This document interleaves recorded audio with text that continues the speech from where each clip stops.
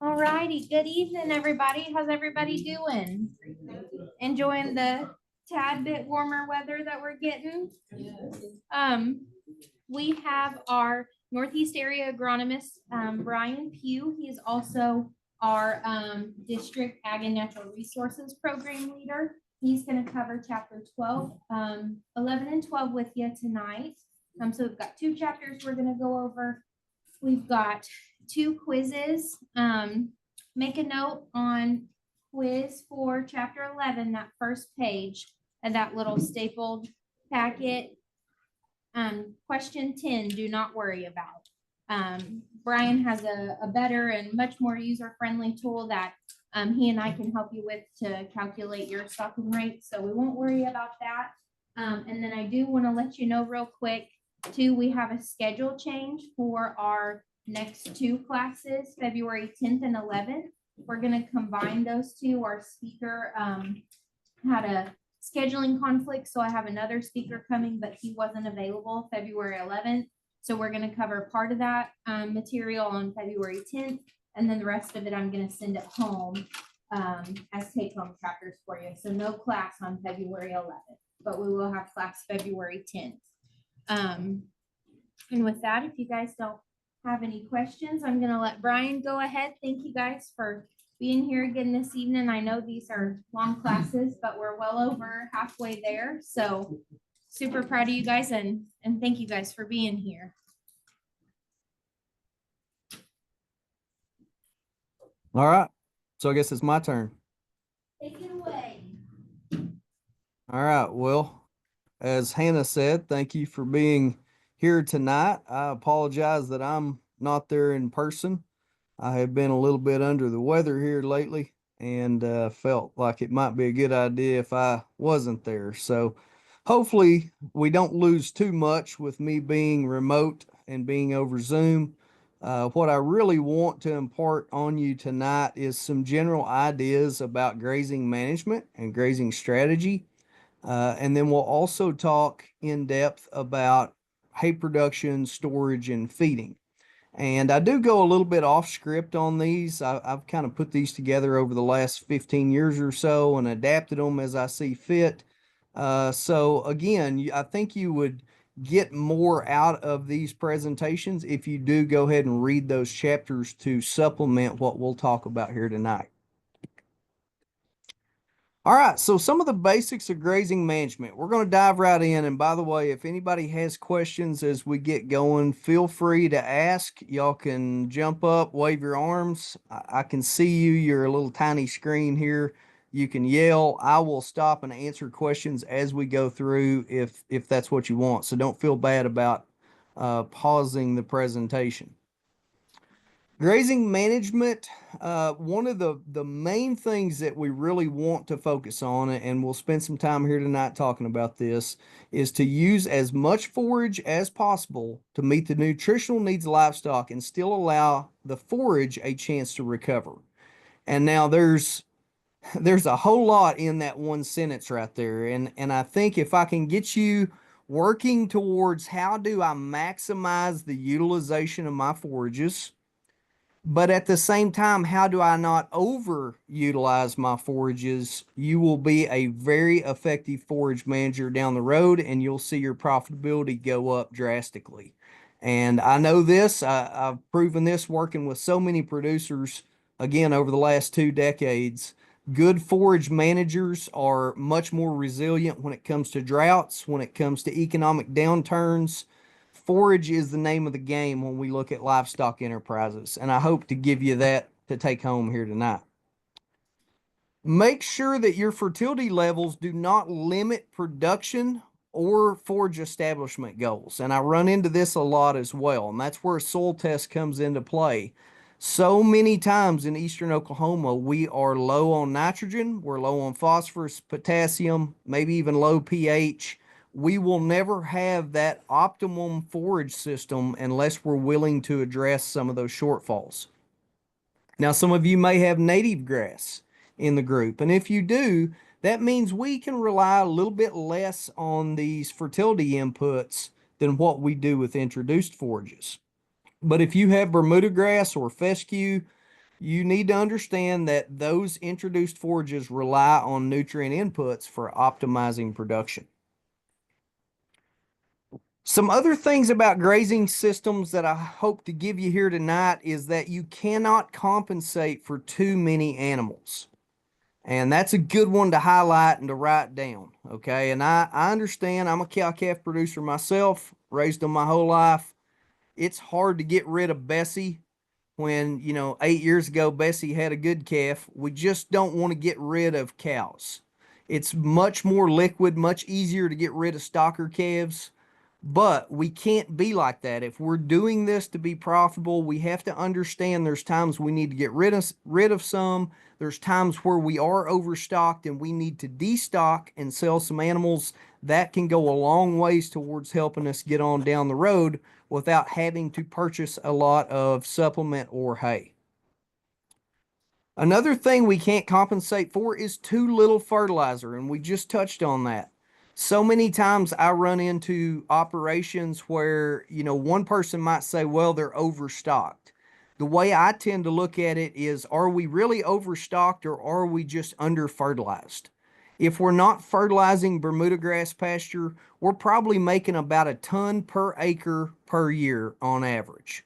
It's not real hard here in eastern Oklahoma in Tulsa County to make 3 to 4 tons per acre if we're willing to fertilize. That's 3 to 4 times the amount of forage that you're making right now on unfertilized grass.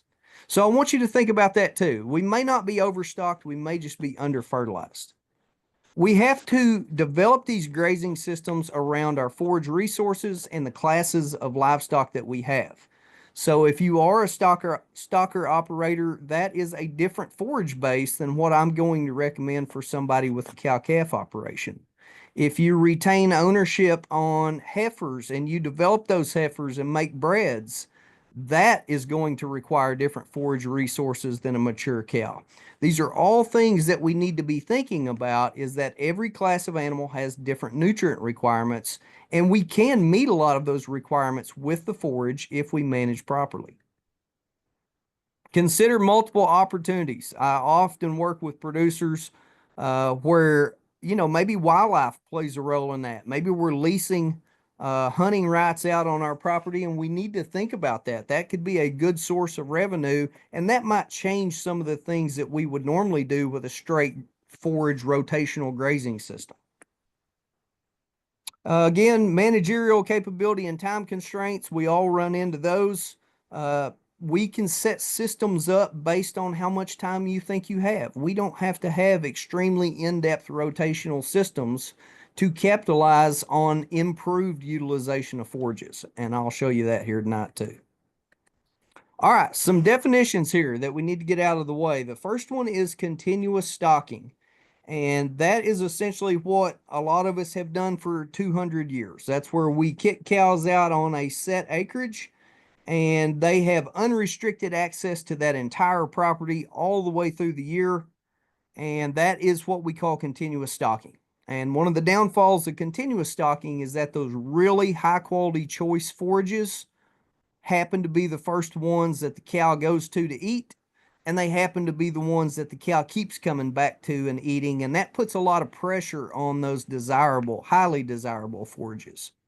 The plants that are less desirable, maybe even not desirable at all, like bitter sneezeweed, those are not going to be grazed in that system, so they are basically given an advantage, a competitive advantage against all the desirable forages. So that's a very key concept I want you to take home too, is that animals are selection tools. It doesn't matter if we're talking horses, cattle, goats, sheep, they will select the most desirable forages to the point that they will eliminate them from the system if we let them. The other system that we'll talk about here tonight would be rotational stocking or rotational grazing systems. And that's essentially where we are grazing either 2 or more pastures. And that gives us a rest period on the pasture that we're not on currently. And that rest period plays a huge role from an agronomic standpoint in plant health and letting that plant restore its root system, restore carbohydrate reserves in the root. That makes that plant more resilient when it comes to drought conditions, extreme cold weather, overgrazing events, things like that. So there are advantages to both, to be honest with you. Let's talk a little bit about continuous stocking, and I'm going to try to maybe dispel some rumors that you might have heard. Again, the second point that you see right here, this is one that I think a lot of times gets misrepresented. If you have a purebred operation and you want those cows to be in tip-top shape all year long, you really need a continuous stocking system. You need an extensive acreage. Again, maybe 6 to 8 acres per cow on introduced would be awesome. 10 to 12 on native. That allows that individual cow to go around and pick the choicest forage any day of the year. That will give you the best individual animal performance. Okay, so a lot of times I think people think that rotational systems give you better animal performance. They don't. They actually give you worse animal performance on an individual animal basis. And we'll come back to that here in just a second. The other thing with continuous stocking, no allowance for deferment. And what that means is we have no way to pull those cows off those ice cream forages, those highly favorable, highly palatable forages like eastern gamma grass in a native scenario, or crabgrass or white clover in an introduced scenario. Those cows will essentially graze it into oblivion. Again, the only way to alter our continuous stocking systems is not by fences, because again, we're continuous stock, but by stocking rate. So by decreasing the number of animals on that set acreage, we would essentially increase the amount of available forage for each animal, allowing that animal to be more selective, choose higher quality forage, and have better performance. Okay. On the inverse, and I thought I had a slide here, and maybe I do, on the inverse rotational systems, the way that we see improvements with rotational systems is not in individual animal performance. And the reason is we are making those animals eat more of that plant that they normally would not. So that would be the lower portions of the stem. Those are lower quality. When we make a cow eat that, that means the quality of her diet goes down and her performance will go down accordingly. Now, the way that rotational systems can actually make us all more money, per se, is on a per acre basis. So again, I'm going to be able to run more cows on the same acreage because I'm utilizing more of the forage that I grow. And yes, the calves may not gain quite as good, the cows may not perform quite as good, but I have more of them on the same acreage. So instead of running maybe 100 cows on a continuous stock system, I can run 135 to 140 cows on a rotational system with the same amount of forage. So again, there are some advantages to both. And if you are on the fence as to which is best for you, that's where myself and Hannah come in to help you with some of those decisions. We'd be glad to do that. For a grazing system to really work for us, I think there's some things that we need to look for. We need to improve plant vigor, control that forage maturity. That's the biggest loss of forage in a grazing system, is when plants get too mature. I'm sure all of you in this room have seen cows be very selective with what they eat. When plants get mature and low quality, cows will just simply refuse to eat those plants. So that's where a rotational system really helps you too, is we're controlling the age or the maturity of that forage in front of the cow herd. These systems should improve grazing distribution, avoid overgrazing, and again, maybe even give us some riparian protection downstreams and waterways, and I'll show you some pictures of that here in a second. They should also save labor and equipment, improve cattle management, improve harvest efficiency of our forage, and that's probably the biggest thing that a rotational system does. Control the residue height of the forage, and that's very critical. We'll talk about that. And control where excess forage accumulates. That would give us opportunities for haying in front of the cows. So if the forage is outrunning the cows in, say, late May and early June, we have plenty of opportunities there to hay that for use later down the road. So here again is that comment: rotational stocking will not increase animal performance over lightly to moderately stocked continuous grazing. And here is again a example of that. If we look at this pink bar, we see gain per animal is at its very highest when we have a light stocking rate. So if you think about it, if I have 640 acres of land and I kick 3 cows out there, those are going to be some fat, happy cows all the way through the year. They probably won't require hay. They won't require supplement because those cows can go choose the highest quality forage out there. On the opposite end is gain per acre. Okay, and what you'll notice here is that as I increase my stocking rate, my gain per acre increases until I'm at that moderately heavy stocking rate. Now, there is this law of diminishing returns where if I get into that heavy stocked or overstocked category, then again, I'm shooting myself in the foot. There's not enough forage to meet those animals' requirements, and we see total performance per acre go down. Really what we're looking for net returns per acre, if we're truly worried about maximizing returns, that happens somewhere in that moderate, light to moderate stocking category, closer to moderately stocked. Okay, so with that, I think that's some concepts that I want you to take with you tonight. If you're on the fence about rotational stocking, it can help you be more profitable. But we will probably see our animals maybe perform a little bit less than what they did on continuous stock. One other thing that I want to point out here for rotational grazing, some of the benefits is the opportunity to really manage those ice cream forages. So maybe that's crabgrass, maybe some of you like Johnson grass, maybe it's eastern gamma grass, maybe it's legumes like clover. Those are all very hard to manage in a continuous stock scenario. They are very easy to manage in a rotational scenario with multiple paddocks because we simply close the gate and allow those forages to grow and recover their energy without animal pressure being on top of them. The other thing is better forage utilization, and I'll show you that here as we move forward. So this is a graph that I think gives you another series of a concept that is very important to you as a forage manager, and that is understanding down here on the x-axis, we're looking at stage of maturity. So this would be right after either a grazing event, hay harvest, or right at green up in the spring. And as we move to the right, we're looking at older and older plants, older grass. And this solid white line is forage yield. You can see it increases very rapidly down here, that exponential growth. You know, we have 2 leaves. Those leaves are acting like solar panels and capturing sunlight. All of a sudden, instead of 2 leaves, now we have 4 leaves. A couple days later, those 4 leaves are also acting like solar panels still. Couple days later, now we have 8 leaves. So it's this exponential growth of these solar panels on the plant, the ability of that plant to capture sunlight. And we see this huge growth curve. But then what you'll notice is we get up here more mature forages, we really don't get any additional yield. And a lot of us shoot for baling hay somewhere in here. We're wanting to maximize yield.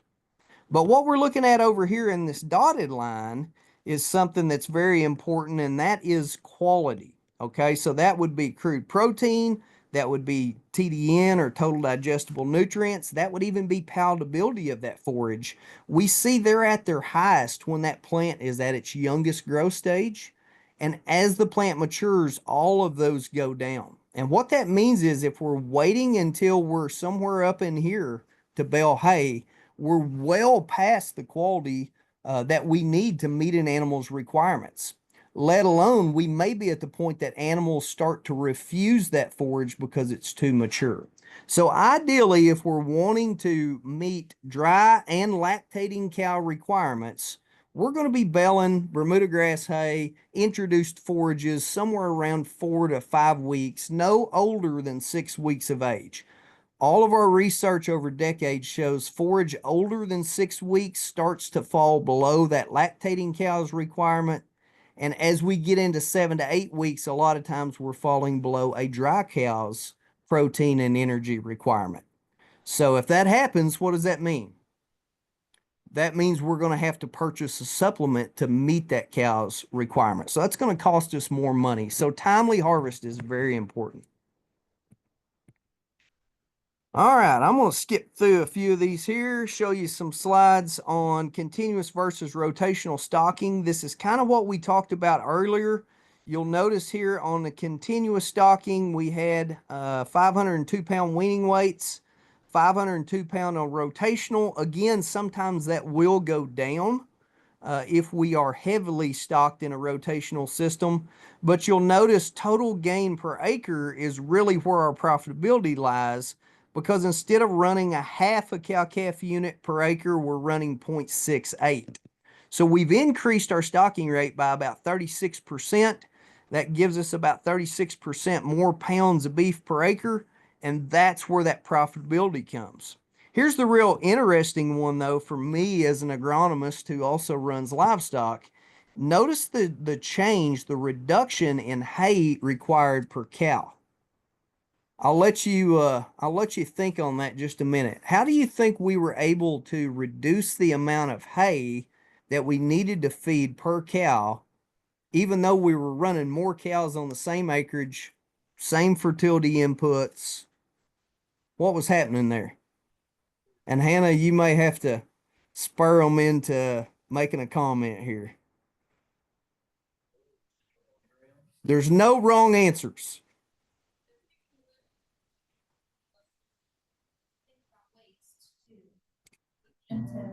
Yeah, if we get them to better utilize it, they're not gonna waste as much. I couldn't hear that. Okay, well, we may move forward and I won't ask any more questions because this may be too difficult. But the reason that happens is because we're managing forage better, we're utilizing forage as it's available through the growing season. We're also giving some of that forage rest in these other paddocks. So what we see is an increase in the health of the root system of those plants. So ultimately, we do see a bump in forage production, desirable forage production in these rotational grazing systems. So that's one part of it. We do see a little more forage in front of the cow herd. The second part of it is because we are utilizing the forage better, that means there's more forage down the road in front of the cow herd for them to eat. So that extends our grazing season. So maybe now, instead of having to start haying on October 15th, I can make it all the way to Thanksgiving before I need to start haying because I still have standing forage in front of the cows. That's how these rotational systems can really help us reduce hay and supplementation. This is just some data from different states that had worked on going from continuous stock to rotational grazing systems. And again, you can see anywhere from about a 30 to a 60% increase in stocking rate. So that's the number of cows on a set acreage per given period of time. That is huge. That's significant. So again, rotational grazing is not for everyone, but there are some real advantages to it. So now we get into some of the questions about how do we set these systems up. And these are the questions that I field a lot through the year. I enjoy working on this. I have a rotational system. I've been doing this for about 20 years. I actually have a year-round grazing system too, which we'll briefly touch on tonight. And my goal is to always be less than 30 days of hay and supplement. I have done that up until the last 2 years. We've had these fall droughts. That's been a little hard on me. I'm feeding about 90 days of hay and supplement. But again, we can do this by being able to better utilize forage, allow forage to stockpile and grow in front of the cow, and then growing both warm and cool season forages for the cow herd to utilize. And we'll talk a little bit more about that. But the biggest question I get is how many paddocks or pastures do we need? So let me show you just some basic concepts on the change in forage utilization. So this is a tool that all of you can use. It's called Web Soil Survey. This is an 80-acre field in Payne County. It will show you the soil type, and then it will tell you essentially how much production we're going to get from that forage. So I can go through here and I can look at a coil loam. It's going to produce 3,850 pounds of forage per year, per acre per year, and I've got 14 acres of that. And I can go through and add all that up and come up with a number for my total forage production, which is about 63,000 pounds, is about 211,000 pounds of total forage. Now, in a continuous system, cows have access to the whole 80 acres. I'm only going to get about 30% of the forage I grow into a cow's mouth. And why is that? And again, this is a question I like to ask when I'm there in person. Part of it is trampling, defecation, urination. Cows are not going to eat around those spots. Part of it's insects, could be grasshoppers, armyworms. But the biggest loss of forage, again, and I'll keep hammering this, I want you to take this home with you. The biggest loss of forage in grazing systems is that grasses get too mature for the animal. They simply refuse to eat them. So in a continuous system, 70% of what we grow, we don't ever get in a cow's belly. That's huge. That means we have 63,000 pounds of usable, available forage. And if I look at what a cow eats per year, that means I can run about 5.8 cows on that property continuously stocked. Now that means all of their forage comes off that property. I'm not buying hay from the neighbor. So that's 4 cows and a bull. This is where everybody laughs at me. It's like, are you kidding? On 80 acres? But again, that is the system that we're used to, is what we're feeding 6 months of hay that comes from somewhere else to these cows. And we're probably overgrazing the pasture through the end of summer. So we are shorting the animals in the summer, and then we're buying hay from somewhere else in the winter. So yes, a cow does require that much forage to get through the year if we want to grow it all on our property. This is where rotational grazing comes in, though. We can change the utilization of those forages. Here's that continuous stocked at 30%. A 2 to 4 paddock system can bump us to about 50% utilization. That's because we're better able to manage the timing of harvest with a cow's mouth. In other words, we're better able to mitigate or manage the maturity of that forage. All right, so we're keeping it from getting too old in front of the cow. Moderate rotation, 4 to 8 paddocks, we can get up to 60% utilization. And then again, strip grazing, mob grazing, we could be somewhere 70 to 80% utilization with those systems. And that's huge. So if I go in and simply build 2 fences, a cross fence, and I make 4 20-acre paddocks out of that 80, I still have the exact same amount of forage grown on that property for the year. But now instead of utilizing 30% of it, I can utilize 60% of it because I'm better able to manage the maturity. That means I can essentially double my stocking rate just by going to a 4 paddock rotation system. And that's what that data from those other states show, 30 to 60% increase in stocking rate in the first year.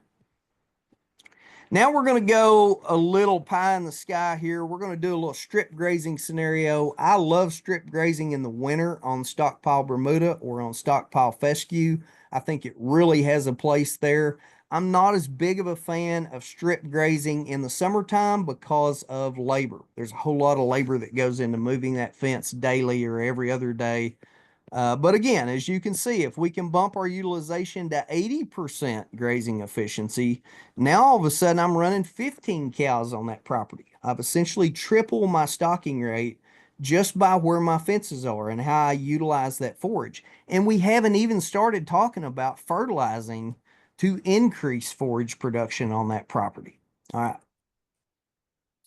So if I add 50 pounds of nitrogen per acre, we know from hundreds of research trials, 50 pounds of N should give us 1 additional ton of production. That means I've doubled the amount of the total amount of forage out there. I'm still getting 80% utilization with the strip graze system. Now I can run about 30 cows on that property. And I could stair step that even more. I could put another 50 units of nitrogen on that Bermuda and expect response from it in an average year. So again, I think it's easy to see there how just the decisions we make about our grazing system and about our fertility inputs play a huge role in how much forage is available to our cow herd. All right, so I'm not going to spend much time here, but I will show you these are systems that I've worked on with lots of ranches. I've worked with commercial herds from 10 head. I've got a producer in Craig County that's got about 1,080 head that he's got on a rotational year-round grazing system that I've helped him with. Purebred commercial herds. Hannah, do you have something? You have a question? Yep, we have one question for you. Okay. That's for Bermuda or improved, that's not like for native grasses, correct? Like adding the nitrogen to up to 80% is not gonna work on a native grass? Can you hear Hannah, the no, you may have to repeat that into the computer. I heard parts, but not all. So she's asking about the strip grazing and the added nitrogen fertilizer. That would be for introduced forages, correct, and not for natives. Uh, okay, so yes and no. And I don't want to get on a soapbox or I don't want to open a can of worms here, but we have to be very careful with native forages that we don't overgraze them. And we'll get to that here in a few slides on residue height. But with that said, there is no change in nitrogen deposition with any of these grazing strategies. And the reason is the cows are eating the forage that took nitrogen up out of our soil to start with, and they're just redepositing that behind them. So there's no change in net nutrient balance in these systems. I think sometimes I've read articles that is very misleading that by the way we graze changes the amount of nitrogen coming into the system. That's simply not the case. So what we will see is a better distribution of those nutrients as we go into more intensive grazing systems. In continuous systems, we see heavy nutrient deposition around ponds, around shade trees, around loafing sheds. We can spread those nutrients out in a rotational system, but we didn't change the total pounds of nitrogen being cycled through that cow, if that makes sense. Again, that could, what's that? I said thank you. Okay. All right, good. I'm glad we had a question there. I'm willing to answer all that we have, and we'll just keep skipping slides so we stay on time. So. All right, so again, these can be very in-depth or they can be very simple. A lot of times, I've been working with producers and I'll put a preliminary plan together and come back and they say, no, that won't work. My neighbor has a bull there during this time of the year. I have to stay away from that pasture. So there's lots of variables that go into these. And I know it can be a little bit overwhelming. It can be a little bit scary when you start to set these up, but that's where, again, myself and Hannah can come in and help you. With that said, let's take a brief moment here and let me give you my 2 cents. And again, I'm not opposed to mob grazing or mid grazing. I work with quite a few producers that do that. I just think it takes a very special manager and someone who has a lot of time to make those systems work. And let me show you why I say that. So here is our continuous stock system. We have 1 paddock. That means they are grazing that pasture 365 days of the year. They always have access to those ice cream forages. Those ice cream forages get 0 rest. By going to a 2 paddock system, all of a sudden now I'm half on and half off each paddock is a simple way to look at it. So now my ice cream forages are being rested about 50% of the time. And that may be something like I'm 2 weeks in this paddock and then 2 weeks in the other, and then I start all over again. Bump on down here to a 4 or 8 paddock. What you see is we start to improve this rest significantly to this plant. We're going at a 4 paddock, 75% rest, 8 paddock, 88% rest. But here's what I want to point out to you is right down here as we get into a 16 paddock system, 94% rest. 94% of the year, there's not a mouth on those desirable forages. And what that means is they'll be extremely healthy. 32 paddock system, 97% rest. Here's the kicker though. From an agronomic standpoint, ask yourself, do you think a plant knows the difference between 3% rest for the whole year? And the answer is no. From an agronomic standpoint, the plant doesn't know the difference between 94 and 97. From a grazing system standpoint, though, what's the difference between a 16 and a 32 paddock system? A lot more fencing, and we've essentially doubled the labor if we're on a timed rotation system. So we're rotating twice as frequently with the 32 as we would with the 16. So again, that's that law of diminishing returns. There comes a point where 150 paddocks sounds awesome, but none of us really want to go out there and move cows on a 150 paddock system. And what we see is we just don't get a lot of benefit once we get past about 12 to 16 paddocks. Those benefits are extremely slim margin-wise. So what I try to tell people is if you're starting out, 4 would be a great place to start.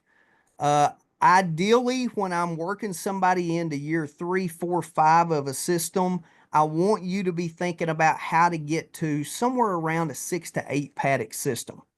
And the reason is a couple fold here.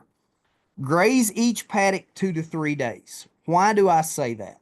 There's lots of research that shows for all of our forage plants in ideal to average conditions, optimum to average conditions, I should say, we are starting to see regrowth on that plant within 3 to 5 days after it being grazed.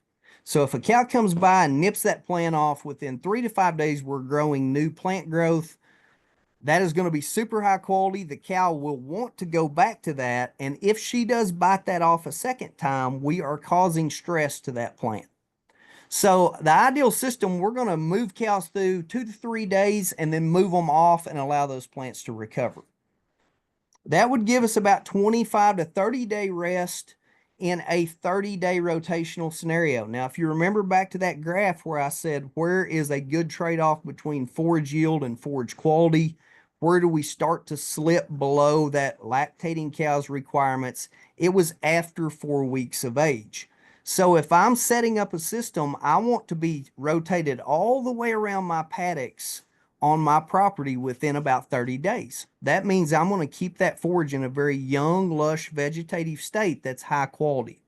So if I'm doing all that math, if I've got 8 paddocks and I'm spending about 3 days in each paddock, that gets me up to 24 days. Okay, so I'm getting close.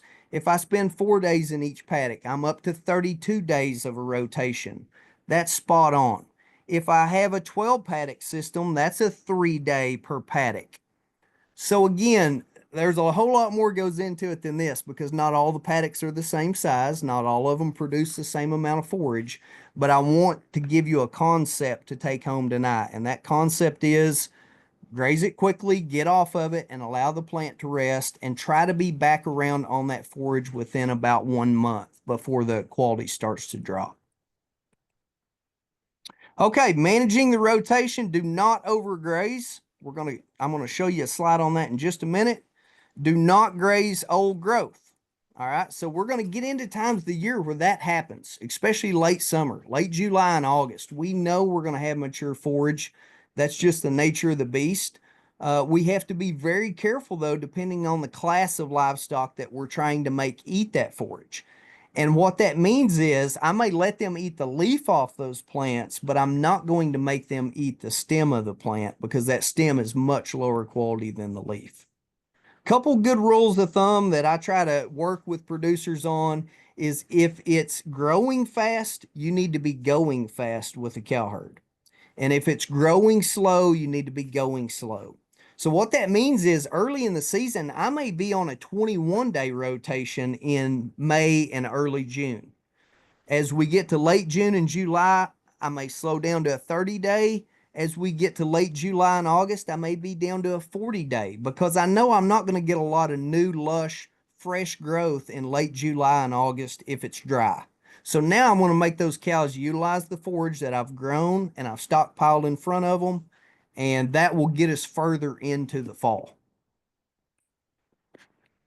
Again, keep it simple. It doesn't have to start off complicated. I love systems that take somebody 5 to 6, 8 years to implement. And I know it's like, oh, I wanted to do something that I'm set up on next year. I will tell you that it can be very overwhelming, especially if you're fairly new to beef cattle production. You don't need to be trying to learn how to manage a rotational system at the same time. So start slow, build your way up. That's the best way to do it. Move cattle when they need to move. Use cattle to control forage height. If I have forage getting ahead of me, I may bounce my cows out of order on these paddocks ahead to graze it down. Or I may bring the baler in and bale that as hay and then skip the cows over it when it gets to that point in the rotation. It gives us lots of flexibility in these rotational systems. All right, so here's the big trigger. All right.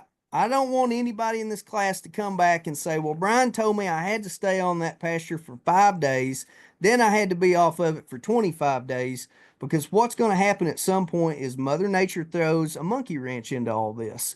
And we may be out of forage in 2 days on that paddock. So I don't want you leaving those cows in there for 5.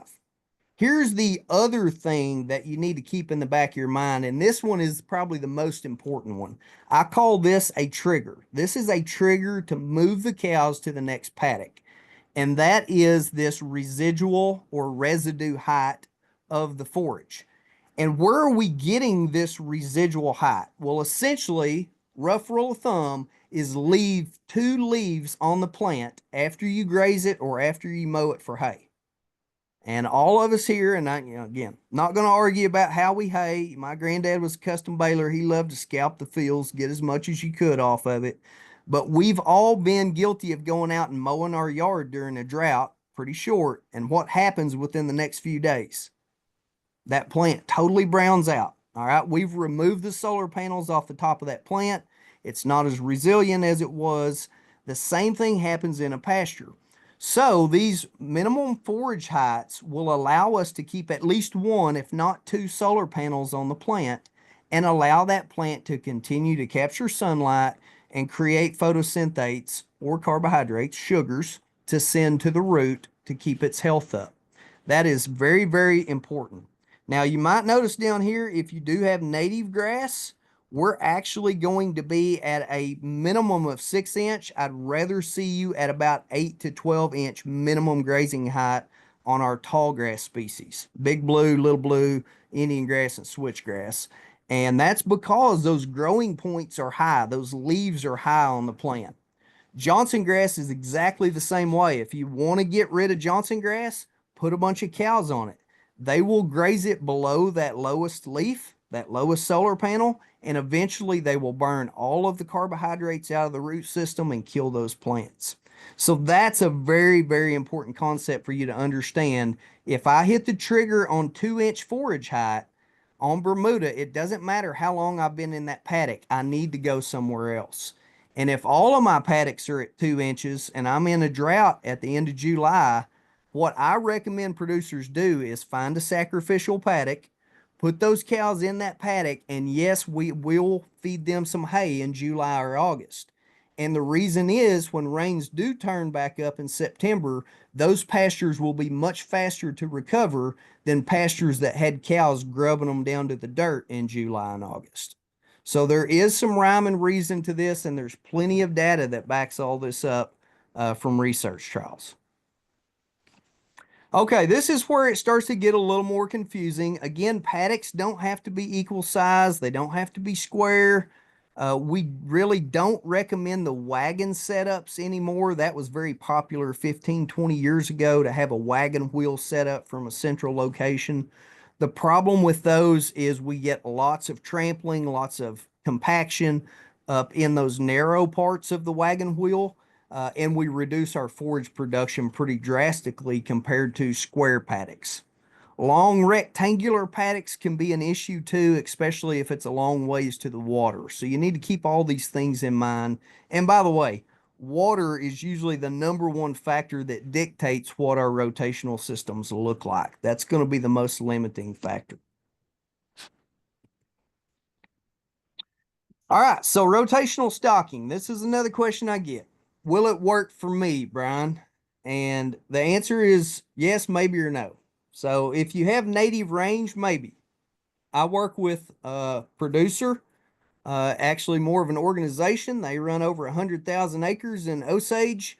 They are rotationally grazing native grass at a tighter stocking rate than what everybody else does. And what they are seeing is very good performance of the cows. And actually, some of those ice cream forages are returning into all these paddocks. So, what that means is we're giving those forages plenty of rest to recover. So with the right manager, yes, we can rotational graze native. We won't be stocked at a rate that we would on introduced forages, though. We'll still be at a fairly extensive stocking level. Bermuda grass definitely need to rotationally graze. That is the only way to keep Bermuda in good quality is to rotationally graze. Bermuda is a very poor quality forage once it gets past 6 weeks of age. Very stemmy, very high fiber, indigestible fiber levels in the stem. Rotational grazing is the best way to beat that. Cool season grasses in the fall and winter, that could be annual ryegrass, small grains like wheat, rye, triticale, oats, or it could be tall fescue. All of those, I would say, yeah, you probably need to be rotationally grazing or strip grazing those just to extend the grazing season. Again, my cows, I run a lot of fescue and a lot of annual ryegrass. They don't need to be eating 30 pounds of that forage every day because that's well above their nutrient requirements.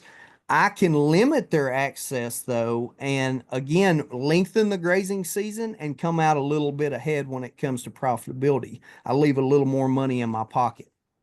And then legumes definitely need to be rotationally grazing legumes. That's really the only way to properly manage a legume stand.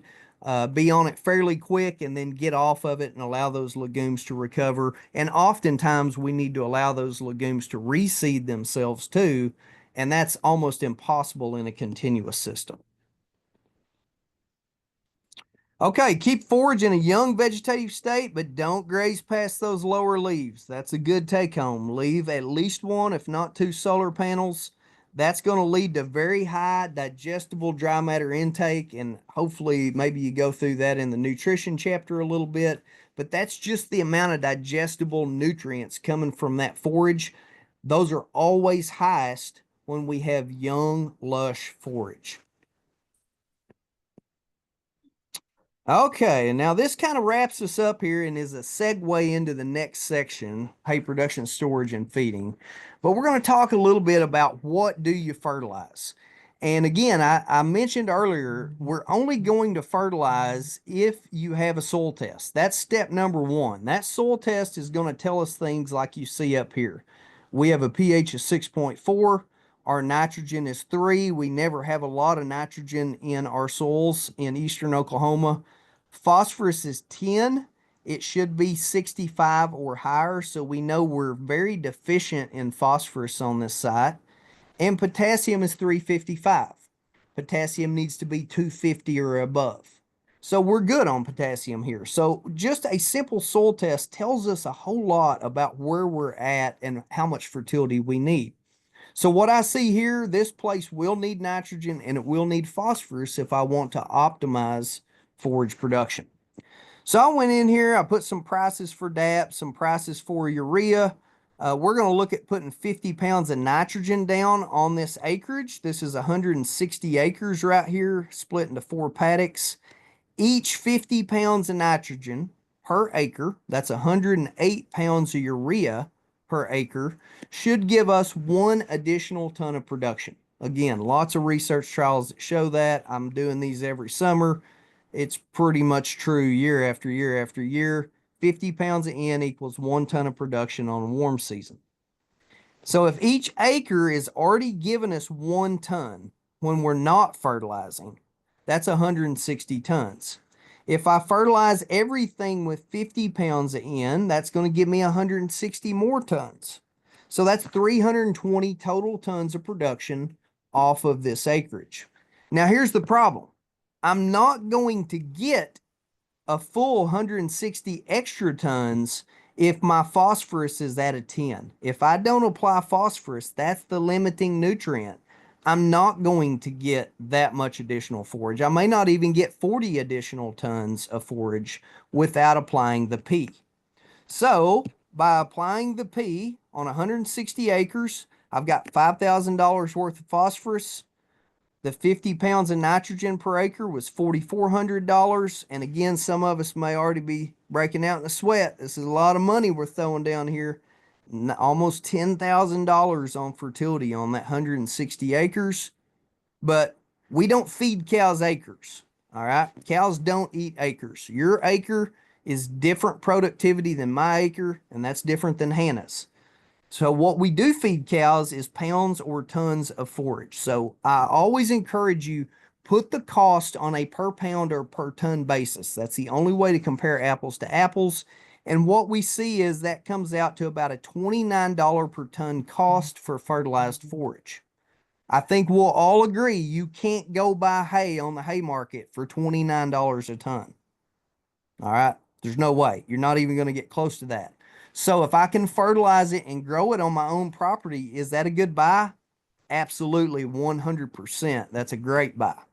But we can do better than this. We can beat this. Let me show you how. Let's go back over here. We've got 160 tons off of this, just what Mother Nature's given us. Now, what if I fertilized 40 acres of this property for 4 additional tons of forage? Is that possible? And the answer is yes. In eastern Oklahoma on Bermuda grass in an average rainfall year, that's kind of optimizing our production. 4 to 5 tons per acre is about what you should expect if you're willing to fertilize at that level. But here's the savings. We're still making 320 tons of total production. Because again, for me to put fertilize for 4 additional tons, I'm putting 200 pounds of nitrogen per acre on this 40 acres. Each 50 pounds give me 1 extra ton. That's 4 additional tons. But now I don't have to apply phosphorus to this field or this field or this field. I'm just going to let Mother Nature give us what she wants right there. But I will apply that 50 pounds of phosphorus to this field. And that's the unique thing about P and K. It's not based on the yield goal that we have. So our P and K recommendations are pretty much static for the year. That's based on the soil, how much that soil needs. So if I look at my 50 pounds of P on 40 acres, $1,244, I cut that P cost by a quarter.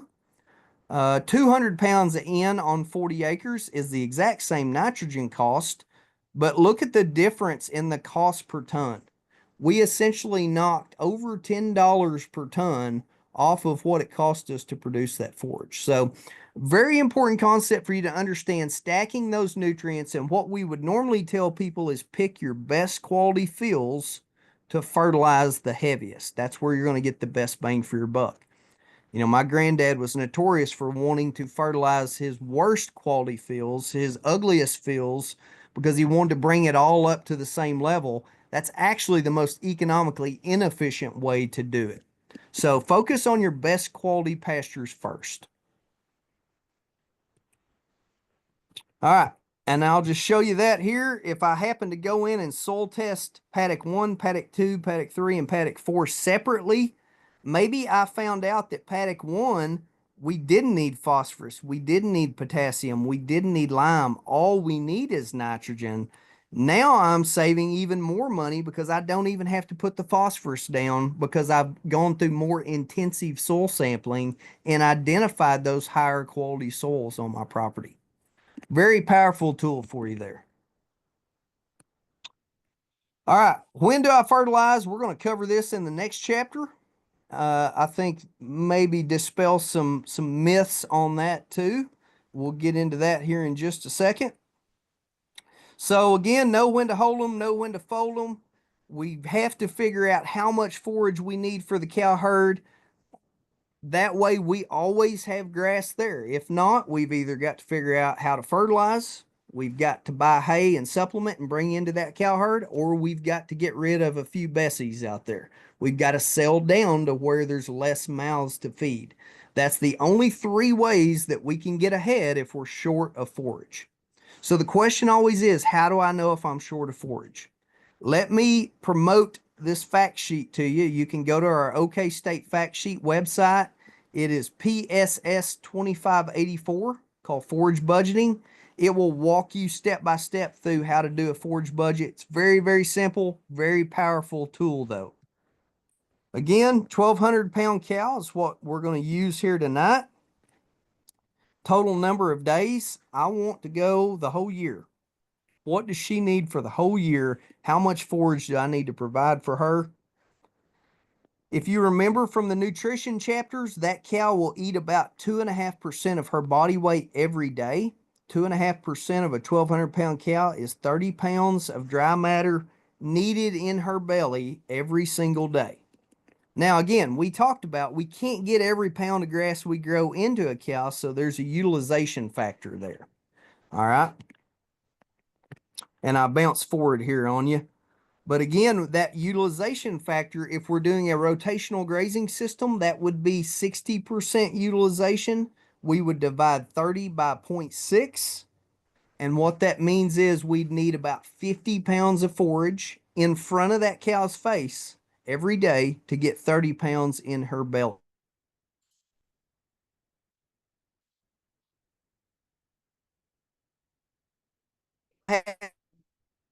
Have 100 cow herd, 1,200-pound cows. Those cows are eating over 1,000,000 pounds of forage in a year. So it may look like a number that is not true, but again, it is. Cows cycle through lots of forage in a year. But essentially what this will do is tell us how many tons of forage we require for that cow herd. For instance, let's say I've got 100 cows on that 160 acres, and I do this calculation and I determine I need 900 tons of forage. I can bounce back over here to where we were just at, and I know if I'm fertilizing, I'm only making 320 tons of forage. That tells me very quickly how short of forage I am for the cow herd, and I can make calculations on how much additional fertilizer needs to be applied, how much hay needs to be purchased from the neighbor and brought in. Again, very, very powerful tool.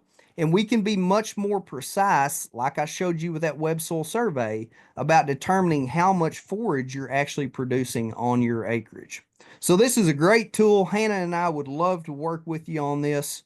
And I'll wrap it up with this right here. For those of you that have a little bit of native, maybe a little bit of introduced, maybe you've got one or the other, I'll leave you with this. So Dr. Wilford McMurphy, he was a range specialist at OSU for 30 plus years. He said back in the early 70s, if you had nothing but native range, you could double your stocking rate with 10% of your acreage in introduced forages. And he was specifically talking about Bermuda because on a very small acreage, we can heavily fertilize Bermuda and make a significant amount of forage production. Okay. But I think a lot of us maybe went too far. We've renovated a lot of these native range sites and we've turned them into introduced forages like Bermuda. And now oftentimes we don't take care of them the way we should because those introduced forages need fertility inputs annually, every year. So I did a lot of work on native grass on small acreage back about a decade ago. And what I try to tell producers is you can add at least 3 months of grazing to your cow herd if you're in a summer drought, if you've got only 10% of your acreage in a native forage. This is switchgrass that you're seeing down here in this picture. Even in the drought of 2011 and 2012, our lowest forage production was 4.8 tons of forage per acre. Our optimum or our highest forage production on this site was over 8 tons of forage production per acre. So it doesn't take very many acres. And here you can see some replacement heifers. This is on the research station down by Muskogee. It doesn't take very much native grass to kind of give us a safety net during those droughty conditions, or maybe times that our introduced forages are not recovering quite as quickly as we would want. I still think there's a great place for both native and introduced forages. All right, we'll come to this one as we get into the next chapter. With that, I'm going to stop it right here. Wrap it up. Fertilizer will pay if you need more grass. We'll talk briefly about that in the next chapter. Fertilize the best ground first. for your lowest cost forage. Improved grazing management, i.e. rotational grazing, pays off in increased forage availability and reduced forage costs per cow. Here's a big one. Cutting costs on one side will mean catching up on the other. All right. And I see that all the time with hay. If we try to let that hay grow as long as possible to make as many bales as possible, you're going to end up buying a whole lot more supplement than if we bale that hay at a younger, higher quality stage. Utilize stockpile warm season grass as standing hay and cool season species to get us through the winter. And again, we'll briefly touch on that in the next chapter. But with that, are there any questions on the grazing management part? I'm sorry. I know it's never fun sitting and listening to a video for that long. Frank has a question. What's your question, Frank? Yes, I'm wondering if we soil tested last year, we need to soil test every year. Good question. So he said if we soil tested last year, what's OSU recommendation on how often that needs to happen again? Okay, good question. So if you are in a grazing scenario, you've got cows grazing that, what we recommend is every 3 to 4 years. So again, that nutrient cycling occurs going through the cow. A lot of those nutrients go in her mouth and right out the back end. So we don't see fast or drastic changes in phosphorus, potassium levels in the soil. And we also don't see drastic changes in pH in the near term, 1 to 3 years. If you are a extremely intensive hay producer, maybe you've got a hay meadow that you're putting 100 to 200 pounds of nitrogen on per year, then you need to be sampling that every year. And the reason is we can see pH drop rapidly, phosphorus and potassium drop rapidly when we're harvesting 3 to 5, even some of my producers harvest 8 tons of forage per acre per year off those sites. That's removing a lot of nutrients in a short amount of time. So intensive hay every year, grazing 3 to 4 years is fine. Good question. What else you got? Any other questions for him? I don't think we have any other questions for that first section. Do you want to go through the quiz with us real quick for chapter Yeah. 11? You go ahead and ask them and I'll be here to help if I need to. Okay. Go ahead and get your quizzes out for chapter 11. So the first question, how complex are grazing systems? What did you guys come up with? And you might try to talk loud if you can, so he can hear us. He's got the quiz with him as well. C, yep, exactly. They're complex, therefore all aspects, animal, plant, soil, weather, economy, logistics, etc., and short-term and long-term results should be considered. Number 2, do forage yield and quality change over the year? What'd you get for that one? C, yep, yes, forage yield changes according to the amount and types of cool and warm season grasses present in the pasture, and forage quality declines as plants mature. Number 3, what is stocking rate? What's a key piece of information needed to estimate stocking rate?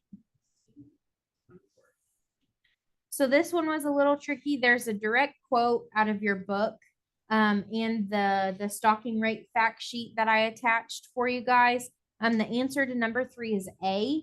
It's the number of animals on a land area over time, which can be estimated based on soil type. Number 4, what are some disadvantages of overstocking? A, yep, absolutely. Long-term negative effects such as less forage, more incidence of weeds, less soil and water. Number 5, there's 2 grazing land types, native pastures and introduced pastures. Which type of grazing land would have an economical yield response to nitrogen fertilizer? B, yep, our introduced forages. Number 6, what are the 2 main factors that affect the types of introduced pastures found across Oklahoma? So let's see, our key said D for this one. So precipitation and length of growing season. But soil type would be important on that too, depending on what kind of soil you have. And then number 7, it says to mark C with traits that are benefits of continuous grazing and mark R with traits that are benefits of rotational grazing.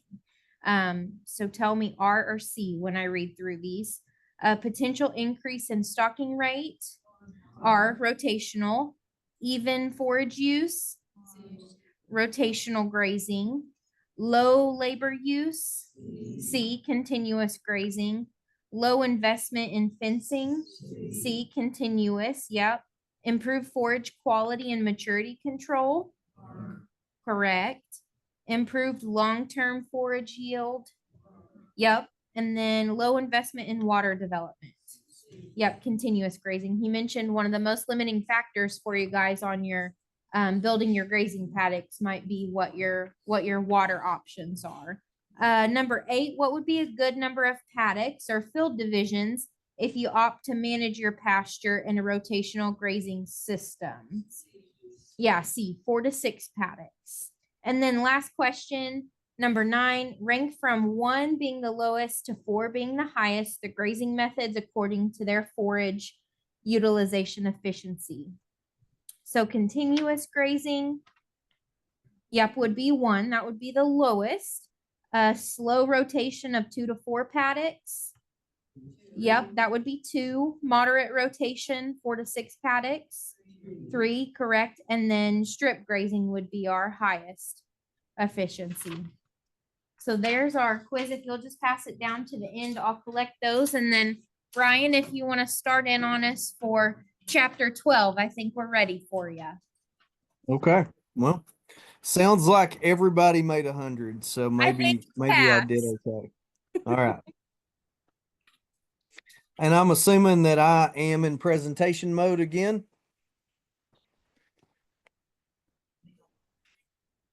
Yes, Hannah? Sorry, what was that, Brian? I am in presentation mode. Yes, we can see you. Okay. All right. Perfect. All right. Well, this chapter here is hay production, storage, and feeding. We'll roll through this. The last half of it's pretty much all pictures, and we'll just kind of look at pictures and talk a little bit about it. Again, not as easy when I'm not there in person. But I do have an additional chapter if it's something y'all are interested in. I know it's something that we have done in the past, and that is year-round grazing systems. So balancing your forage system with warm and cool season grasses to get to a longer grazing season. If that's something you are interested in, I've got the materials I can share with Hannah, and she can get that to you. So we won't spend much time there. I told you we'd talk a little bit about it. But the concept is essentially instead of, grazing Bermuda grass for 5.5, 6 months of the year and then feeding hay the other 6 months of the year, the concept is, how do we stock properly and use a rotational system to where that Bermuda growth is getting us about 8 or 9 months of grazing by using stockpile Bermuda in the fall. And then we've got cool season forages as well, like stockpile fescue, annual ryegrass, maybe small grains like wheat, that can essentially get us over 320 days of grazing. I've never found a person's system yet that if they were stocked properly, I couldn't get them to 320 days of grazing. So it is very possible in eastern Oklahoma, specifically northeast Oklahoma, we probably live in the best spot in the nation to grow all these different forages and do it in a system that we make the cow do the work. And that's my favorite saying, make the cow do the work. That's what she was intended to do, was harvest forage. So if that's all things that entices you, interest you, let Hannah know and I'll try to get that info to you. We are going to talk about hay use. We're going to start off with the production aspect. If I can get here we go. And we'll go through how to produce high quality hay. And then we'll also talk about some of the pitfalls, baling our own hay, storing hay, things like that. And again, hay is nothing new. I mentioned earlier, my granddad was a custom hay baler. I grew up my whole life. I'm creeping over the hill in my 40s. kind of over that center point. My whole entire life, we would feed about 5 to 6 months of hay. And all my neighbors did exactly the same thing. And I think all of you in the room can say, yeah, that's kind of the system we live in, is as soon as the first frost hits and the grass turns brown, we start feeding hay. But I want you to understand that that hasn't always been the case, and it doesn't have to be that way. With that said, haying has been around for a long time, and it is a good way to essentially store high quality forage, hopefully, for use by that cow herd down the road when we have no forage in the pasture. So it is a necessity. And let me tell you, there's no way for us to get totally away from hay. We always have to have some on hand, especially when we get into some of these droughty conditions, droughty falls like we've had the past couple of years. You better have some hay supplies. Okay, producing high quality hay.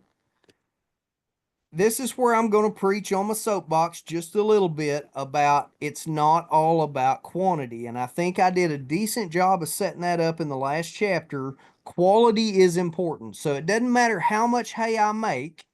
Okay, I can make 10 bales per acre, and that sounds real impressive if I go and talk to my buddies at the coffee shop. But if you really start pressuring me and you get me in a corner and I tell you that it was solid blackberry, persimmon shoots, and greenbrier, does it really matter that I made 10 bales of hay per acre? And the obvious answer is no. Or if I tell you that 95% of that stand was broom sedge that a cow's not going to eat, and if she does, it's super, super low quality, maybe 3 to 4% protein. So it's not all about quantity. Quality is important, and getting in the mindset that quality is important will save you a lot of money down the road. So we talked about this here. Don't worry too much about, dollars per bale, dollars per ton. We really need to take it one step further to dollars per nutrient. And I know I told you earlier, don't worry about dollars per acre, think about dollars per pound. But for a cow, when we talk about putting it in her belly, what does it cost us per pound of protein and what does it cost us per pound of energy? And I know that's something that I don't know if Earl's been there yet, but if he hasn't, he will talk to you about that.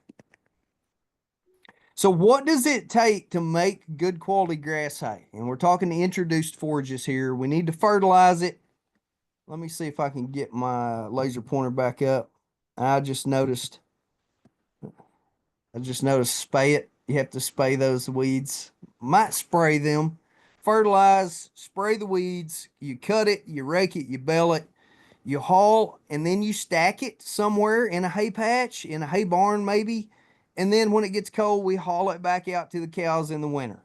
I don't know about y'all, but it looks like a whole lot of work going into making some hay when that's something that a cow could do herself. Make her do the work.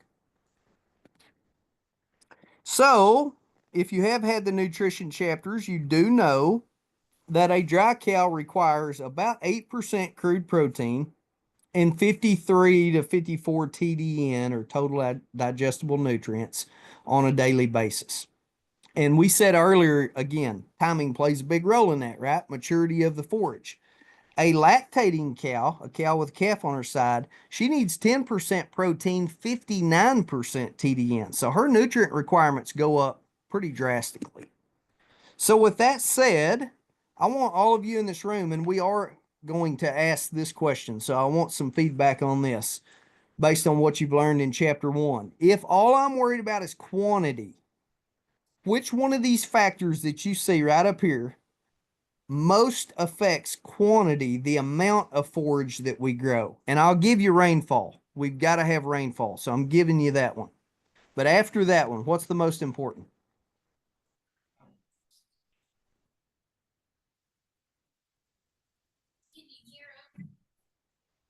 Yell it out.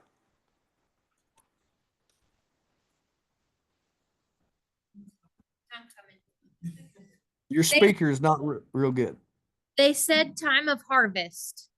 Time of harvest. Okay. That's good. That's a good guess. Anybody else? Anybody got a different one? Quantity. How do we change the quantity? Let me give you a hint. Let's go back to the last few slides in that last chapter. What did I show you how we could drastically change the quantity of forage on our property? Fertility, yep. Fertility. Okay, so if you said fertility, you are correct. That is the easiest way to change the amount of forage out there is to simply fertilize those introduced forages. They were developed for thousands of years under systems of high fertility. That's what they require. Now let's go to the second one. Quality. How good is it? Time of Which- harvest. Time of harvest. Now, there we go. Absolutely. So, again, that's the number one factor. We can't let those plants get too mature. And this is that same graph I showed you earlier, just spruced up a little bit. You'll see again protein, TDN, palatability go down. Lignin goes up. What is lignin? That's where I want to introduce one more concept to you. Lignin is essentially what keeps a tree standing upright. That is indigestible fiber. Okay. So that's very important for plants to have. If I want to grow a Bermuda grass plant that's thigh deep, I have to have lignin in the stem, or what will happen to that plant? It will simply lodge and fall over on the ground. That doesn't help me capture sunlight very well. So we have to have lignin in these plants, and it makes sense as that plant grows, we lay down more and more fiber in that plant to hold up the weight of itself, the weight of its leaves. But by doing that, we decrease the digestibility and we decrease the quality that we can get into the animal. Very, very important concepts. Here's an example right here, effects of age, just showing you here crude protein and TDN at 2 weeks, 4 weeks, 6 weeks. Here we are right there around a dry cow's requirement. Remember, 8% protein, 53 TDN is a dry cow's requirement. That's about 6 weeks of growth on most of our introduced forages. Doesn't matter if it's Bermuda, crabgrass, hay grazer, all of those follow that same trend. If I'm harvesting at 8 to 10 weeks, that's like baling Bermuda on July 4th weekend, July 10th. We don't need to bale introduced forages like we do native forages. That's waiting way too long. We've got a very low quality, most likely, forage there, and then we're going to have to supplement those cows. So here's a very interesting one. Let me bounce forward to this. And this just goes to show that if we change our fertility inputs on a property, so here we are at 0 pounds of nitrogen at 4, 6, and 8 weeks of age. Notice we went from 7 to 6 to 5% protein. That's well below a cow's requirements. If we were willing to put 50 pounds of nitrogen down at 4, 6, and 8, we went from 9 to 7 to 5. So right up here, we bumped protein significantly, okay, over a cow's requirement. But notice at 8 weeks of age, both of these samples had 5% protein, and we see this a lot. We have people call and say, hey, I fertilized that. Why is my quality so low? And the first thing I'm going to say, you probably let it get too mature before you cut it. What we do see is it doesn't matter how much fertility we put down. If we allow that plant to go ahead and grow and get mature, that quality will drop. Now, what would be the difference if we walked out in the field between this treatment and this treatment? The protein wasn't different. The energy may not have been different. But what was the difference between these two fields? Hopefully, one of you is saying quantity. We should have had 1 additional ton of production per acre on this site, so we should have roughly made double what this field did. Now, granted, the quality was the same. So good quality hay is not just about fertility. It's also about fertility plus timing. Okay, keep that in mind. Now, here's the next big question I normally get is, okay, Brian, when do I need to put that down on Bermuda? And I'm going to tell you somewhere around the 1st of May. I don't want to go much earlier than that, especially in Northeast Oklahoma, because I start to favor fescue. That may not be a bad thing for a fescue field, but for a Bermuda hay meadow, we're going to see more bromes, more cheat, more fescue, more henbit, more buttercup, more dock, anytime we start moving that nitrogen application into March or April. So if your goal is pure Bermuda, stay away from those early nitrogen applications. What happens though if we get past the 1st of May? All right, so this is another one of those, listen closely. Don't just say, well, I'm past the first 2 weeks of May, so I miss my opportunity to apply nitrogen until next year. That's truly not the case with our introduced forages. Let me show you this data here. This was a trial we did during a severe drought, the drought of 05 and 06. This was Wrangler Bermuda grass. We went in and put 100 pounds of actual N down. That should have been enough to make 2 additional tons of forage production in an average year. And we applied it, and it looks like for some reason my graph is kind of messed up here, but we did apply it as ammonium nitrate, urea, and urea plus agritane, which is an ammonia volatilization inhibitor. Let's not get wrapped up on all that though. The main thing to remember here is that we didn't see any differences in yield amongst nitrogen sources. So it didn't matter if you bought ammonium nitrate or if you bought urea, we saw statistically the same yields. Here's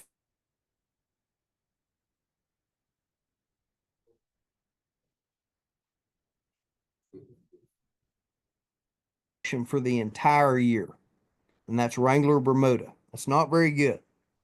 But where I went in and applied 100 pounds of actual N, I bumped that up to over 4,000 pounds of production.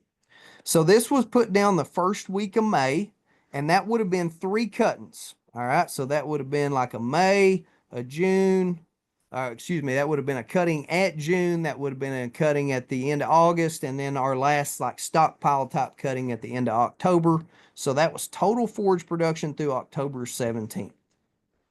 All right, notice here, 7.4 inches of rainfall is what fell on that site for the whole year. Let's jump down here to the lower left. So this was the exact same applications made 45 days later, second week of June. What do you notice? What do you notice about our total yield compared to our early May application? Hopefully you look at that and say, there's really not any difference. We still made between 4,000 and 4,500 pounds of production. And my question would be why? We were 45 days later putting that down. How could we make the same amount of production? And this is a take home for you. The kicker is we had essentially the same amount of rainfall from the application date until the end of the growing season. What we see with Bermuda, Bermuda is not necessarily time dependent on nitrogen uptake. We can take up 100 pounds of nitrogen in 30 days very easily as long as we have moisture there. So the key is moisture. So that I guess the answer to why I'm showing you this data is if it's the first week of June, don't worry that you're a month behind. Go ahead and get your nitrogen fertility down if you see a rain coming. If it's the first week of July, I fertilized this past year in July and actually got some very good forage production. And had I not done that, I probably would have been in much worse shape come fall because I got no fall rains. So as long as you think you see a rain coming, at least a ½ inch to move that nutrient into the root zone, we can probably make Bermuda and our other introduced forages take advantage of those nutrients. Okay, so here's the next question on growing high quality hay, fertility, and weed control. Weeds like fertilizer. Grass doesn't grow well in low fertility soils. We kind of know all this. So I want to show you, this is some data that come from a trial that we did. This is 20 years ago now, I guess, but I've duplicated this in many other counties over the last 20 years. We see essentially the same thing. You know, where we're not doing anything, maybe sites that are overgrazed, low on their nutrients. This again is low on phosphorus, low on potassium. We just don't see much forage production for the entire year because those grasses are hurting. The root systems are hurting. Where we go in and use herbicide, what we see is for every pound of weeds we kill at a young, immature stage, we're going to get about a pound of grass in return down the road. Pound for pound trade. So Hey, Brian, got a yeah, question. yeah. What's your question? In the relationship to pH and the type of grasses or non-wanted grasses, weeds that are on that piece of property, the critical nature of a pH being towards 7, 6.7, 7.0. So he's asking about what a critical pH point would be to stay away from some of those weeds that prefer like lower pH, lower fertility. I'm guessing you're thinking of like broom Broom sedge, sedge. things like that. So depends on the forage species. For Bermuda grass, we're going to start recommending lime below 5.7. So anytime you get below 5.7, we would recommend lime. For fescue, very tolerant to acidic soils, we don't recommend lime until we get below 4.5, believe it or not. So a fescue stand could be competitive with broom sedge at a pH of 5, where a Bermuda grass stand may start to labor a little bit to keep up with broom sedge. Again, I would say we used to always say for broom sedge, soil test first, and I still say that. Phosphorus is important, pH is important, but we see a lot of broom sedge just in the last 6 to 8 years on well-maintained pastures that have good phosphorus levels and good pH. And my theory on that is we haven't had a good Bermuda grass growing year in probably 10 years, 12 years. We've had significant droughts. We've had a lot of these January, it'll green up, get 2 to 3 leaves on it. 2 weeks later, it'll freeze back. Greens up the next week, freezes back. Every time we do that, we're burning carbohydrates out of the root system. We're making weak forage stands in the long term. So it's not always pH driven on weeds, especially broadleaf weeds, but it definitely helps to have some fertility there, as you can see in these pictures. Now, this is fertility. Lower left picture is fertility alone. Hopefully I answered that question. I should have asked that before I jumped right back in. Yeah, But you lower, said, Brian. Thank you. okay. Lower left picture is fertility alone with no herbicide. And what you can see there is that the broadleaf forbs took advantage of those nutrients. And that makes sense. If your grass is hurting, and it has been hurting for quite some time, those weeds don't know that it's been a drought the last 2 years. They don't know that it's been overgrazed for 15 years, because most of those weeds are annuals. So all they care about is growing as fast as they can this year. And again, lower right picture shows the advantages of doing both. So when I have somebody ask me which one should I do, spray or fertilize, some of it's based on the history of your property. Has the stand been mistreated? Has Mother Nature mistreated it? If the answer is yes, you need to do both.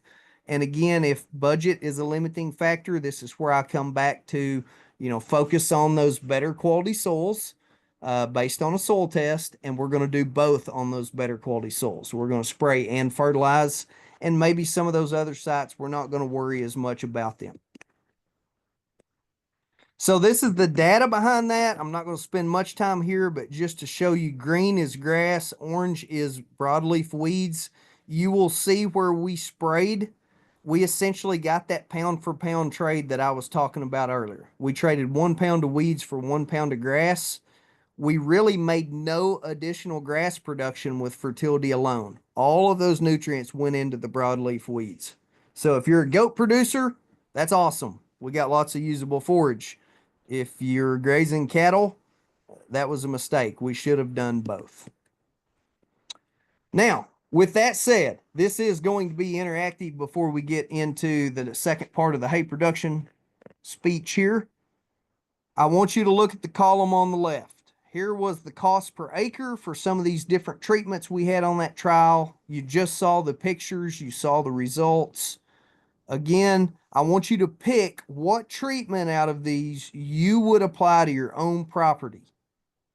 So there's the cost per acre. And you don't have to say it out loud, by the way. I just want all of y'all to look at that and pick one. I used to actually ask this question, and I got a whole lot of answers right down in here. I mean, that looks real enticing. For $8.50 per acre, I can kill all my weeds and convert a pound of weeds into a pound of grass. But like I said earlier, we don't feed cows acres. We feed cows pounds or tons of forage. So we need to look at what does that cost us per each additional ton of forage production. And I think this is where it will surprise you. The most expensive treatment per additional ton of forage was the cheapest treatment per acre. That was the herbicide alone. Again, we're not getting a huge increase in forage production by spraying by itself. So it cost us about $100 per additional ton of production.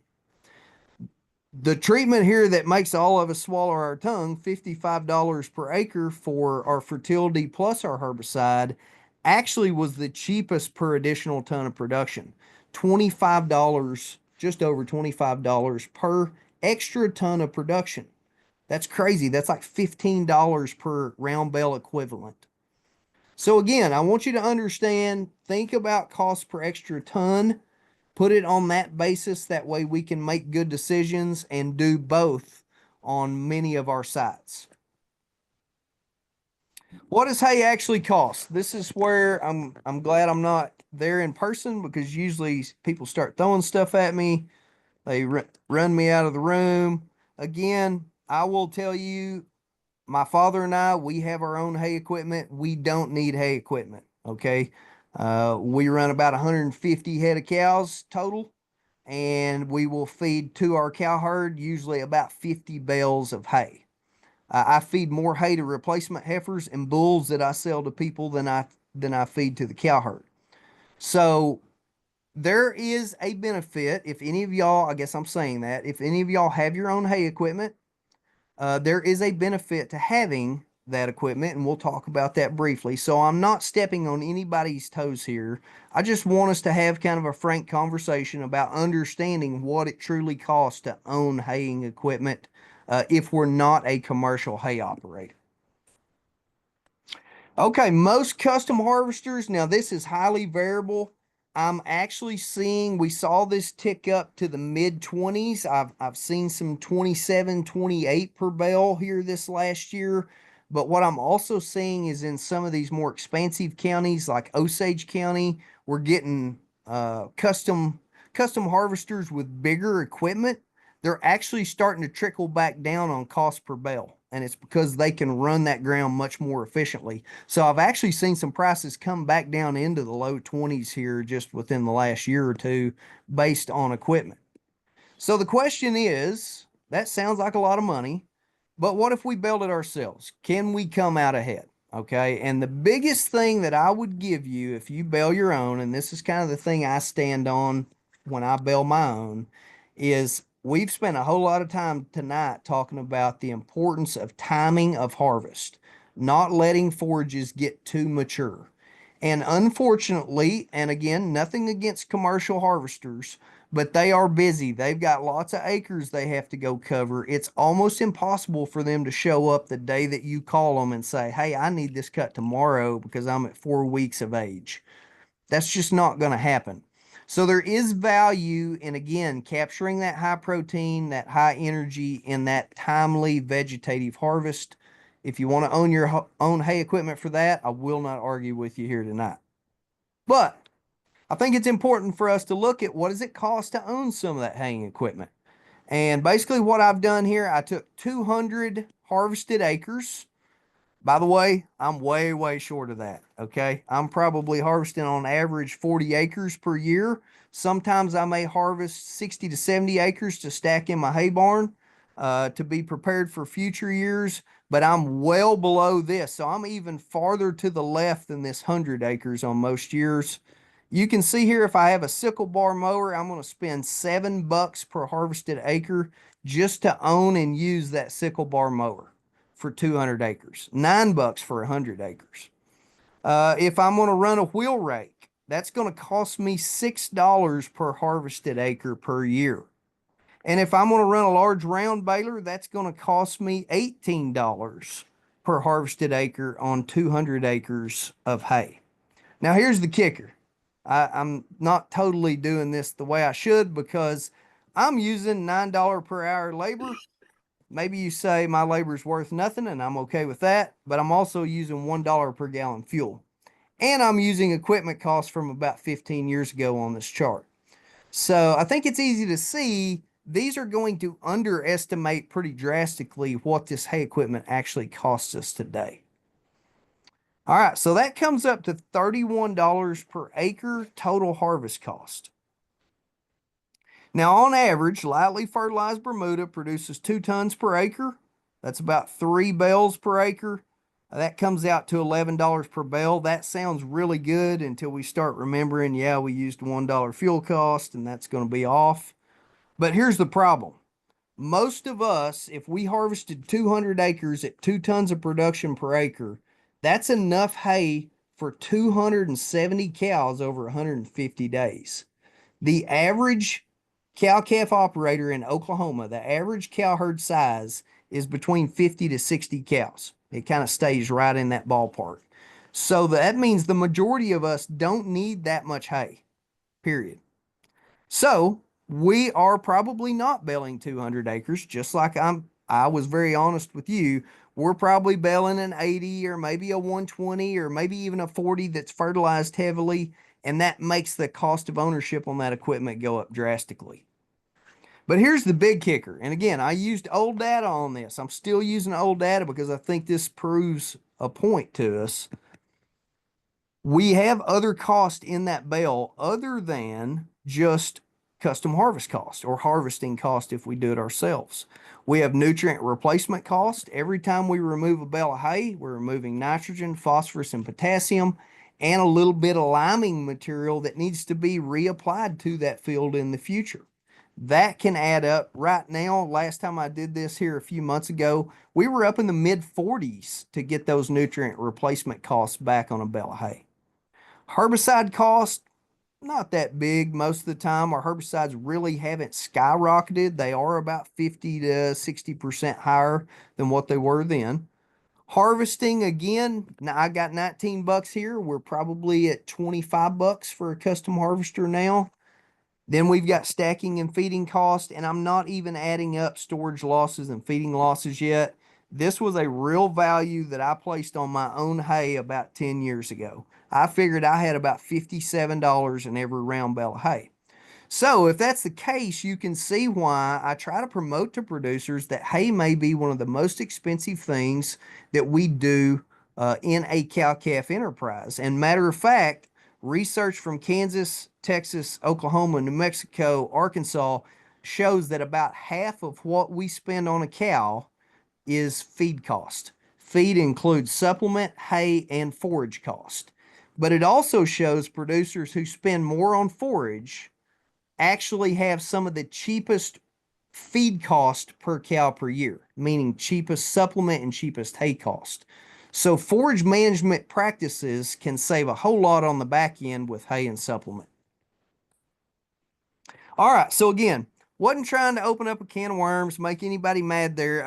I really want you to look at the data out there if you have your own hay equipment and realize it may be just as economical for you to have a custom harvester bale your hay if you're only needing 150, 200, 250 bales of hay a year. The issue becomes getting it baled in a timely fashion. So take it or leave it. I guess that's where we're at on value.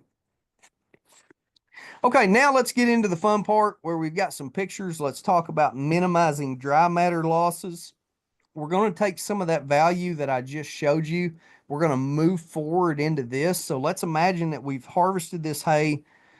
We've brought it in and we've stored it for a certain amount of time since maybe early summer, June, July, August, hay cutting. It's been sitting there and we're getting ready to feed it to our cow herd right now. Let's talk a little bit about that. So what we do know is that dry matter losses are really where the issue comes into profit loss in hay systems. Okay. And the reason I say that, if you're in the panhandle of Oklahoma, Beaver County, Texas County, Cimarron County, we probably wouldn't have this conversation. We can store hay very easily. We can carry hay over. But because we live in eastern Oklahoma with lots of rainfall, dry matter loss is the loss that we should be most concerned with in a haying system. We don't lose a lot of hay during the mowing process. Depending on our conditions, we could lose a significant amount with respiration. And what is respiration? Probably should pause right there just a second. So we all know about photosynthesis. We all remember that from science class. That's where a plant captures sunlight, creates sugars that the plant then uses to grow. What a lot of us probably don't remember or maybe didn't learn is that that same process continues to occur through the night. The plant doesn't just stop burning sugars. It continues to burn sugars through the night. But now there's no sunlight to support photosynthesis. So that's a process called respiration where we're sitting there burning sugars until we dry down to about 35% moisture. That continues to happen. So our real problem with drying hay or curing hay is these times where we have cloudy weather, maybe cooler than average conditions, maybe we're getting some little light rains, and it allows that plant to stay above 35% moisture for 2, maybe 3 days. We could see a lot of our sugars actually burnt up by the plant, used by the plant, even though it's been cut at the ground level. And that's significant because those sugars are a lot of the energy that we get into that cow. So again, respiration plays a role. Raking can play a big role. I do see sometimes driving around the countryside, a lot of hay left in the field after raking. Try your best to have the rake set properly. And then also, we don't want to wait until it's just powder keg dry, okay, tinder dry. We don't want it that dry because we do run the risk of leaf shatter, especially as we start mowing more vegetative younger forages. We will see leaves shatter easier. So we do need a little bit of moisture to put that into a windrow. We can then allow it to continue to dry down for a couple more hours in the windrow if we need to. And then weathering. Again, I just mentioned that is our biggest loss. So let's talk about weathering. This is one that blows a lot of people's minds, okay? And essentially what we're looking at is a 6-foot diameter bale. That's a pretty common bale size in eastern Oklahoma. And if we saw a 4-inch weathered outer layer on that bale of hay, and we've all seen a 4-inch weathered outer layer, that is 21% of the bale's weight resides in the outer 4 inches of that bale. Here's even crazier. 1/3 of that bale's weight is in the outer 6 inches of a 6-foot bale of hay. And I've had people say there's no way that's right. You did your math wrong. But I think if you've ever unrolled a bale of hay, think about it. Most of that hay is in the outer ring. If we unroll that one revolution, we're going to go much further down through the pasture than if we get into that center court and unroll one revolution. So again, 6 inches on the outer layer. I've seen a lot of hay that's had that much damage. That means 1/3 of that bale has already been lost. That's scary if you think about that. So that just shows the importance of trying to protect that hay once we've went through the trouble of baling it and spent the money on getting it put up for the cow herd.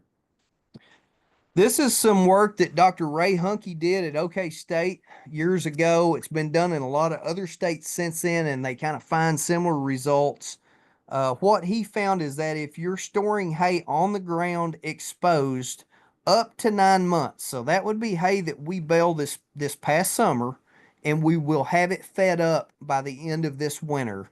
What we know is that for southeast Oklahoma and honestly a lot of northeast Oklahoma, which is getting close to the same rainfall, we could lose up to 20% of that bale. That's that 4-inch outer layer on a 6-foot bale we could lose within 9 months.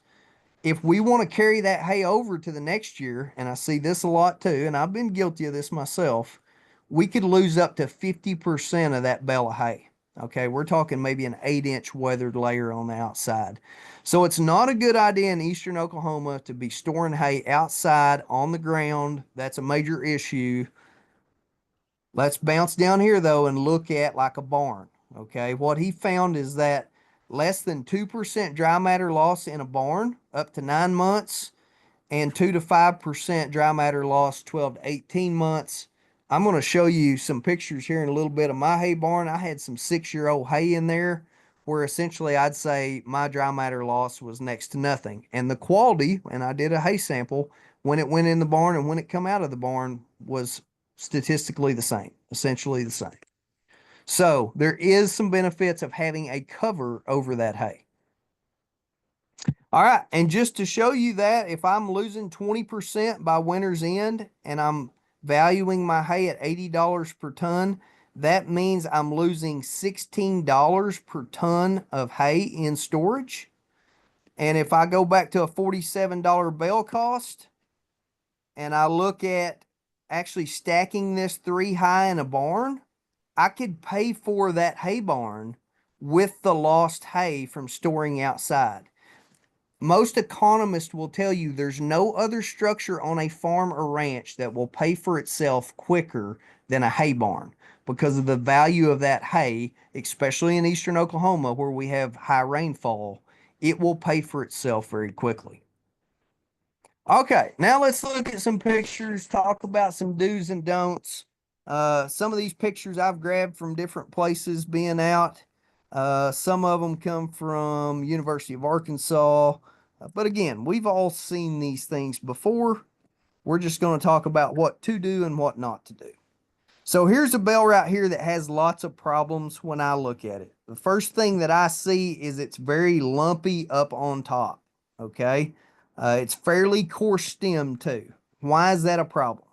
What we know is the coarser the stem, the easier it is for rain to infiltrate that bale of hay. Think about something like hay grazer, sorghum Sudan versus Bermuda.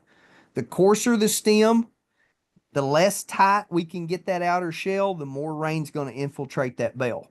Same way with these lumps on this bale, that is going to essentially stop water from shedding off the side, and it's going to allow that water to penetrate down through the bale. The other problem with this bale is how squatted it is. And I want you to think about why is that a problem? If you look from this side to this side, think about this footprint that is in contact with the ground. That is one of our biggest areas for rot of dry matter, is essentially bales wicking moisture up from the ground into the lower part of that hay. Okay, so that's where most rot is going to occur, is on the bottom. So the smaller we can keep that footprint, the less damage or less rot, less dry matter loss we'll have there on the bottom. Here's an example of the opposite end of the spectrum. Here's a bale of hay, very fine stemmed. And again, that's Bermuda grass. We can't always bale Bermuda. We may have a coarse stemmed hay. We'll come back to that here in just a minute with something we know will help us reduce water infiltration. This one is smooth. It's tight, very round, so it's going to shed water well. It's got a small footprint for its size. This net wrap, this bale was net wrapped and that was removed. That had been stored outside for about 6 months. Still looked really good on that outer edge. So again, make sure if you are putting your hay up, try to do it right. Try to make a very dense bale. Those dense bales are going to keep small footprints. They're going to shed rain much better off the outside. Here's another one that's an issue just because of how the bales collectively are stored. So these are not butted together end to end. There was a lot of gaps in between the bales back through here. They're on a flat, poorly drained site. This would actually stand in water right here on these front bales. And then these bales were actually setting right up against each other, touching each other in a lot of situations. That is a huge no-no. And why is that? Because any rain we're shedding off the side of this bale, if it's touching a bale right here, we're forcing that moisture into both bales. Okay, there's nowhere for it to go. And the other big one that a lot of people miss sometimes, these bales are running east to west. And we don't recommend running bales east to west. We recommend running bales north to south. And the reason is, in the wintertime, we get a lot of southerly sun exposure. That's going to allow sun to come up between these bales. And we also get a lot of southern wind. So we're going to get wind and sunshine through these bales, even in the dead of winter. And if we allow 3 to 4 feet between the rows, we're going to see much less loss or rot of that hay on the sides. These are also butted tightly together down through here, and that is what we recommend, is on that flat face, try to butt them as tightly together as you can to minimize the exposure to rain and the elements. This was actually carryover hay that you're seeing over here on the left. So that'd been carried over a whole year. And as you can tell, with the net wrap, with a very dense bale, it was still holding pretty good circle. We are starting to see some water damage on the outside, but I would say if you are going to store outside, net wrap is a great way to go. Again, going back to that spoilage layer, the bigger the bale of hay, the less loss we see for a set amount of time. So I'm going to have way more loss on a 5-foot bale of hay than what I'm going to have on a 6-foot bale of hay if I'm storing both of them for 6 months. So try to get that bale as big as you can. And I know sometimes equipment is our limitation, but that's going to help you down the road. Here's an idea that works. I see producers do this all the time. Setting bales of hay on pallets to keep them up off the ground makes a drastic difference in dry matter loss. Could change it 10 to 15% less dry matter loss. I've also seen producers use 2 telephone poles that they can straddle with their tractor and back down. That works very well. The problem with the pallets is labor. You're going to have to move those out of the way as you move those bales of hay. But again, you got to ask yourself, is it worth my labor to save significant amount of money on hay loss? Here's some cool graphs from Dr. Kevin Shinners up in Wisconsin. He's an ag engineer, but he started doing graphs, these graphs years ago. He would put moisture meters in round bales of hay and then leave them outside and monitor what the moisture would do. And remember, I mentioned earlier, to stop respiration, we need to get hay moisture below 30%.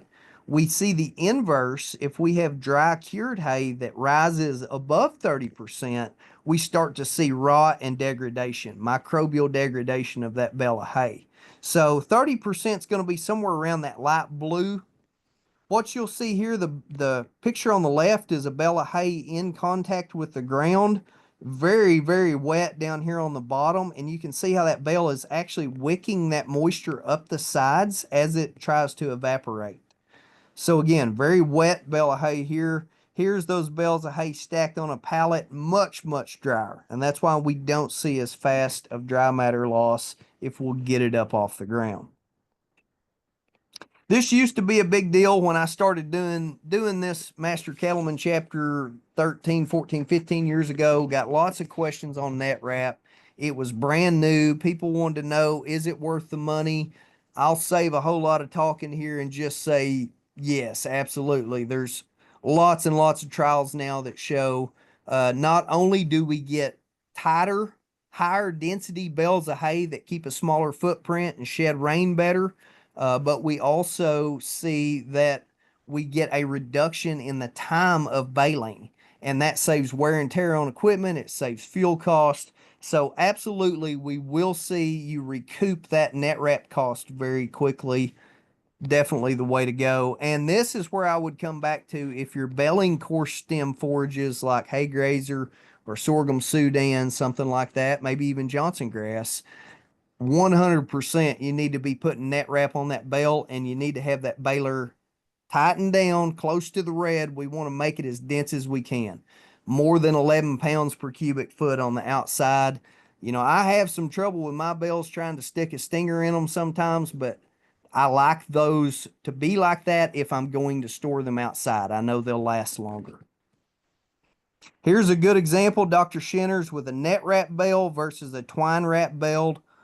Twine wrap bale stored on the ground. This is crazy. This just shows you how good that net wrap is at keeping a very dense shell and a very small footprint on that bale and reducing the wicking action of those bales of hay.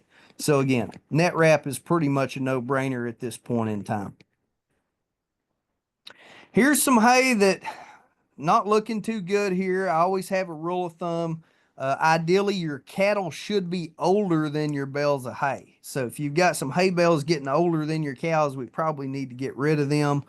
Not much good left in this hay, okay? We're seeing significant dry matter loss. This is a 3-year carryover, probably 75% dry matter loss on this bale. If we add in animal refusal, I would doubt if animals are getting 20% out of that bale of hay.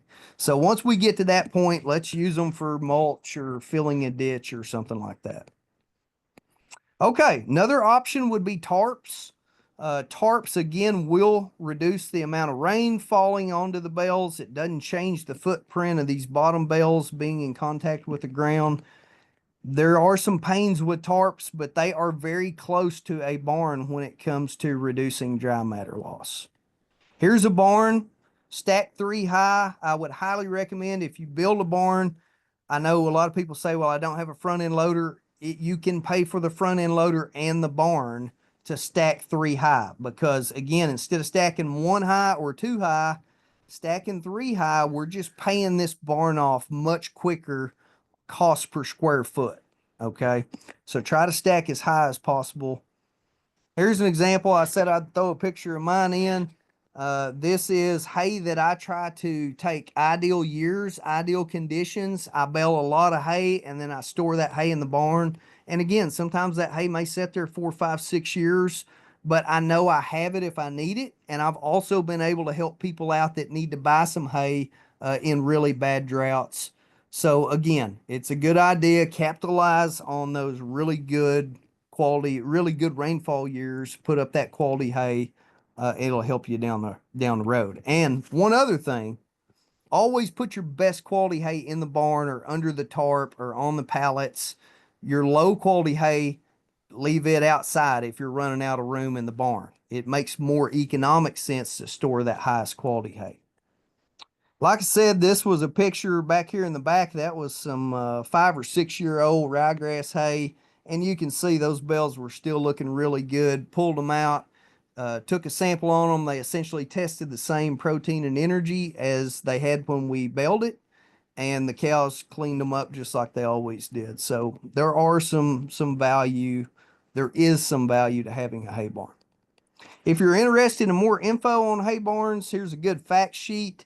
FSA actually will now give you low interest loans on a hay barn as a commodity shed. So that was new as of about, I believe, 6 or 7 years ago. They wouldn't give you a loan on a hay barn before that, but they do now, because I think there's enough data out there that shows hay is probably the highest priced commodity that we feed cows. Last but not least is hay feeding strategy. This will be pretty quick. Get a lot of questions on unrolling hay. What kind of loss do you see with unrolling? And I hate to tell you this, but it depends. There is not a lot of good data out there because there's not a lot of grad students that want to come in the day after and sweep all this leftover hay up and try to weigh how much that is. What I will tell you from personal experience and working with Dr. Lawman and Dr. Beck, they agree with me. It all depends on how many cows we have out there, how big that bale of hay is, essentially how much forage are we putting in front of their face at any one time. So we all learn that a cow is going to eat, 1,200 pound cow is going to eat 30 pounds of dry matter per day. That could be 30 pounds of hay.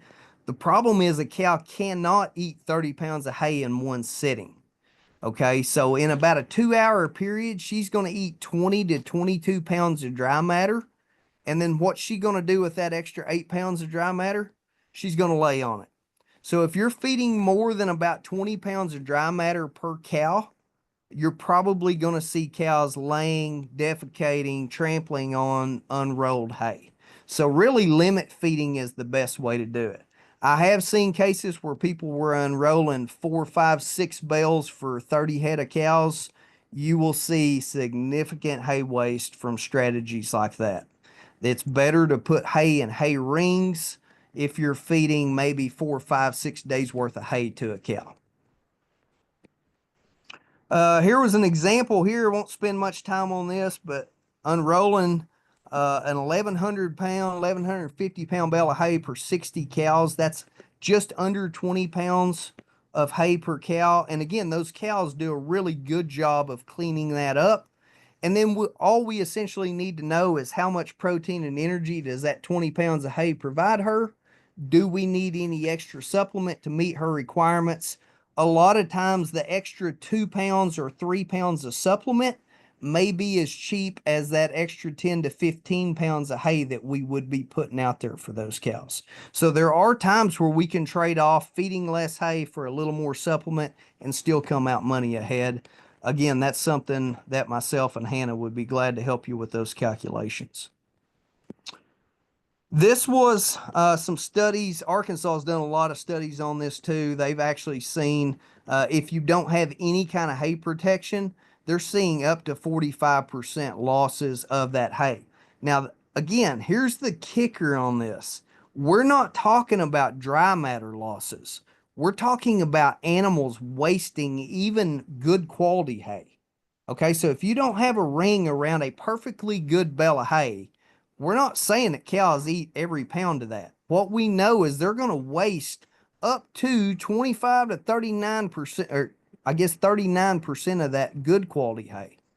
So if I've got carryover hay from last year, I'm setting it out with no feeder around it. Again, I could be losing 60 to 70% of that hay I originally had. Real quick, I'll leave you with this. This was a OSU feeder study that we've done twice here in the last decade. We had a modified cone feeder that holds the bale up off the ground, an open bottom steel ring, that's that OBSR, a poly ring. I use a lot of these, honestly, for my bulls because I found that's one feeder that they don't tear up.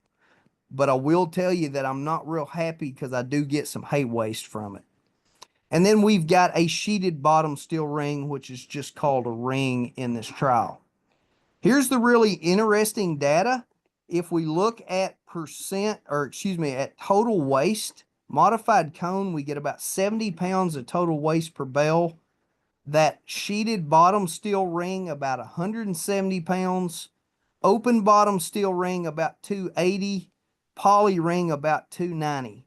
That's a significant amount of dry matter loss by not having the sheeting. So here's what we know. Having the sheeting prevents that hay from migrating out under the cow's front feet. Why is the modified cone so much better? Because it holds that hay up off the ground. It prevents wicking up of moisture from where we're feeding that hay. It also gives that cow a place to stick her head down in there and actually stay in the feeder and eat. A lot of these other round bale feeders, a cow will reach in, grab a bite of hay, and back up a step because she needs a place for her head to be while she's eating, and she invariably drops some of that hay and then steps on it and wastes it. So those modified cone feeders might be expensive, but again, it doesn't take very many bales of hay through a winter to pay for these modified cone feeders. Any of these feeders that will hold that bale of hay up off the ground and give a cow a place to leave her head in there and eat are going to save you money in the long run. Okay, with that, are there any questions? I know that was kind of quick and dirty on hay production, storage, and feeding.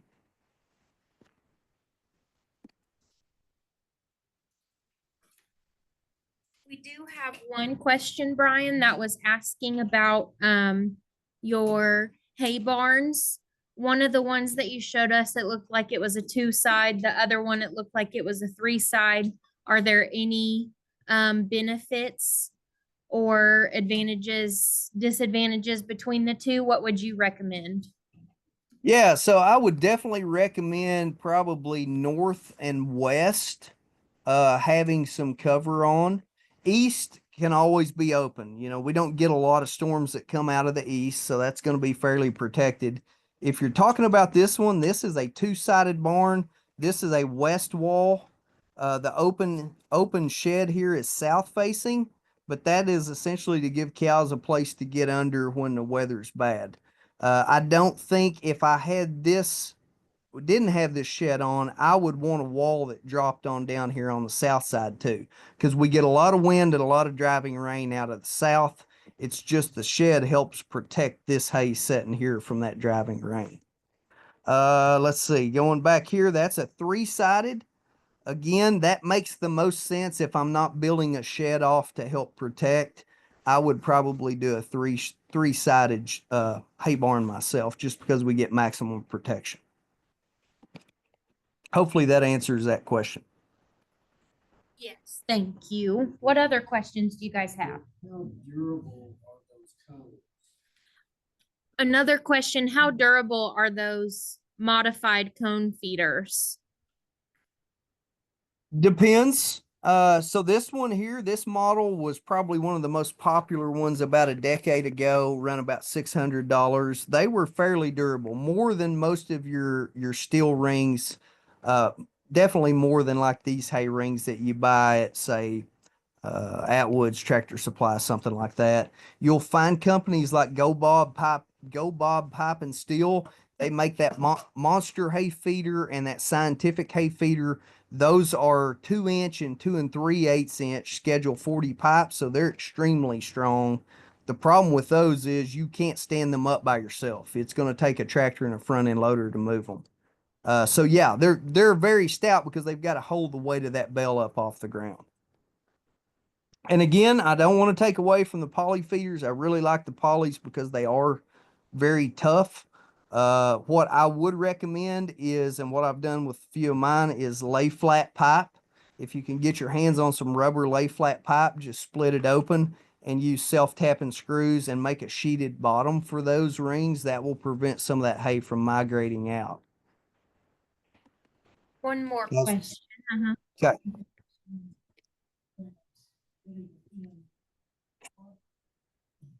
Good question. Any concerns about smaller calves getting into the like modified cone and getting stuck in there? Always. Yeah, always. And it's also a concern to have, 1,600 pound, 14, 15-month-old bulls in these poly feeders and try to get them out. But yeah, there's always a risk here of getting small calves in those. My experience is if they're small enough to get in, they can usually get out of those fairly easily. Cows worry me more and bulls on feeders like these just because they tend to get hung up in them a little easier. I've never seen a cow or a bull get into one of these modified cones just from the way they're designed.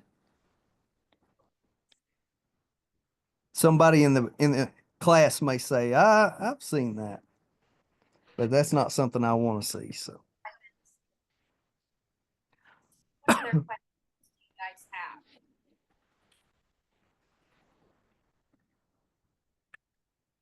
I think you answered all their questions. okay, Thank do you, you? Brian. Yeah, no problem. Again, I'm sorry I'm not there in person. Would you like me to stay on as you go through the quiz for a few minutes or? Yep, that sounds good. I'm gonna go grab it real quick. I'll be right back. Okay, hopefully I didn't put everybody to sleep.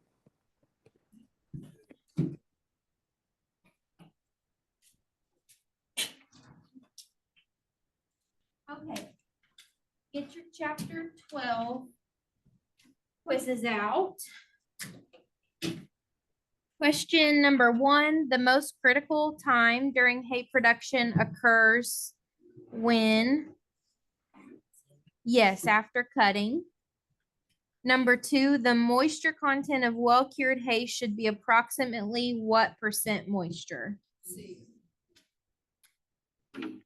D, 10 to 20. So moisture content. So we're wanting our dry matter to be around 80 to 90% when we're baling. Precipitation can severely reduce the nutritive value of hay. Which of the following could be the reason that too much rainfall can lower nutritive value of hay? D, all of the above. Leaf shatter, leaching of nutrients, and mold formation. Number 4, it's important that hay be properly harvested, stored, and fed to minimize losses. Which of the following usually has the potential for the greatest loss? C, weather.